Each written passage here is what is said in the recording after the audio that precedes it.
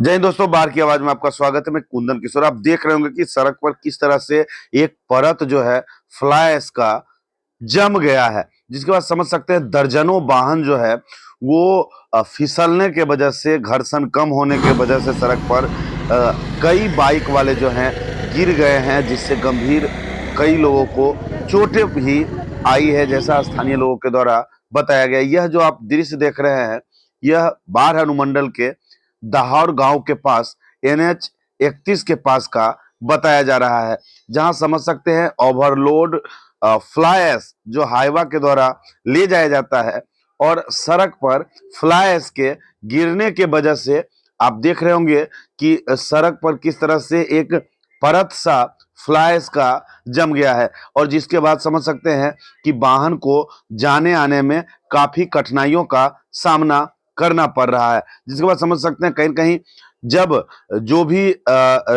सड़क पर जाने वाले हैं, कहीं न कहीं जब वो गिरते हैं, लगातार कई वाहन के गिरने की बात सामने आता है, जिसके बाद समझ सकते हैं कि तमाम स्थानीय लोग जो हैं वो पानी से सड़क को खुद युद्ध स्तर पर सफाई करने में लग जाते हैं, मानवता का परिचय देते हैं कि हमारे गांव से जो भी राहगीर जा रहे हैं कहीं न कहीं आगे और दुर्घटना ना हो। लेकिन समझ सकते हैं कि इस तरह की घटना पहला बार देखने को नहीं मिल रहा है। कुछ दिन पहले भी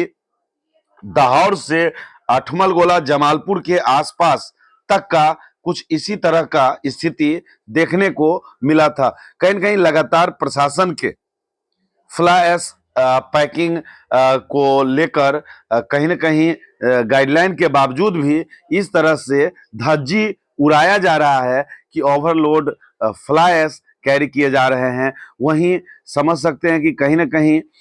ओवरलोड तथा कंप्लीटली पैक नहीं होने के वजह से लगातार सड़क पर गिर रहे हैं। हालांकि कुछ लोगों की माने तो कहीं न कहीं फ्लाई ऐश जो होते हैं वो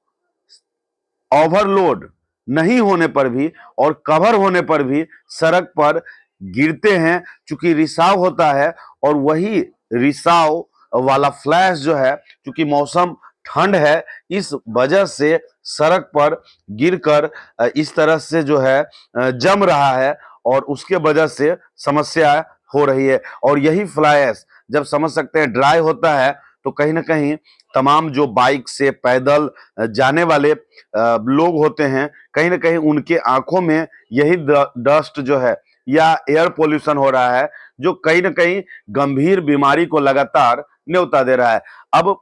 प्रशासन के लिए चुनौती यह है कि कहीं न कहीं फ्लाई ऐश का कैरी होना अनिवार्य है, चूंकि विकास कार्य हो रहे हैं, सड़क का निर्माण हो रहा है, तो इसी बीच कहीं न कहीं लोगों के जीवन पर इसका प्रतिकूल प्रभाव ना पड़े, इसके लिए भी विचार करना अति आवश्यक है। ऐसे में समझ सकते हैं लगातार जो स्थानीय हैं वो चिंतित है, व्यथित है कि कहीं न कहीं लगातार इस तरह के समस्याओं का सामना करना पड़ रहा होगा। और आपने देखा था किस तरह से पूर्व में जब